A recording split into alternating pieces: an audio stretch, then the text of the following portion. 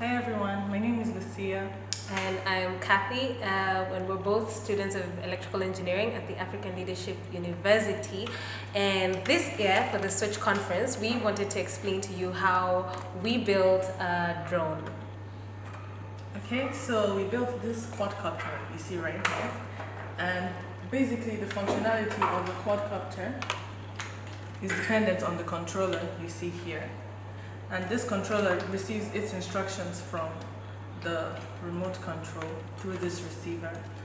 So how the controller knows what to do is through the use of a program called Mission Planner. You can download it off of the internet, and that's how it tells the quadcopter whether to go up or down, which is pitch, to yaw, to roll, or to throttle.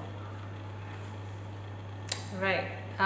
So just to add on to that, you'd notice all these instructions are needed to be given to the drone simply because of the way the drone is designed. So you'd notice that a drone kind of it has this X shape. It has this X shape, and ideally, how the drone is designed is all the alternating rotors, these are called rotors, need to be moving in the same direction and in opposite direction to the rotors that are adjacent to it. So like for instance, this one moves in this direction. So what direction is that? Clockwise in your view. And then this other one would be moving in this direction, which is anti-clockwise in your view.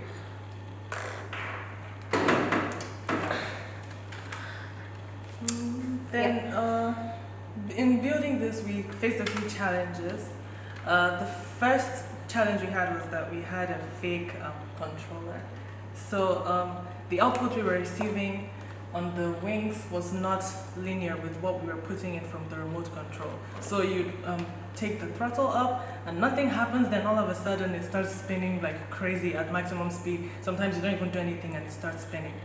Afterwards, when we finally got a good fix hook, we also had challenges in calibrating on Mission Planner, the software you mentioned earlier. Because we did the calibration, it was challenging to work with, first of all, because we had to use an older version. For some reason, the new one wasn't quite compatible with our fix hook.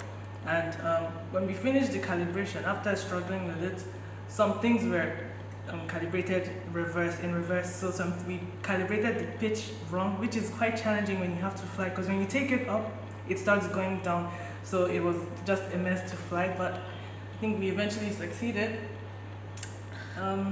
So I think to close off on this one, major advice to you is that when you want to build a drone, one, buy original parts when you're going to sleep there trying to figure out what the problem is. The second thing you want to do is make sure that you understand what components you're dealing with, because there are different ways of calibrating controllers. And so we used the wrong way of calibrating the controller. This you'll see is a Taranis controller, FR Sky, call it Father Sky.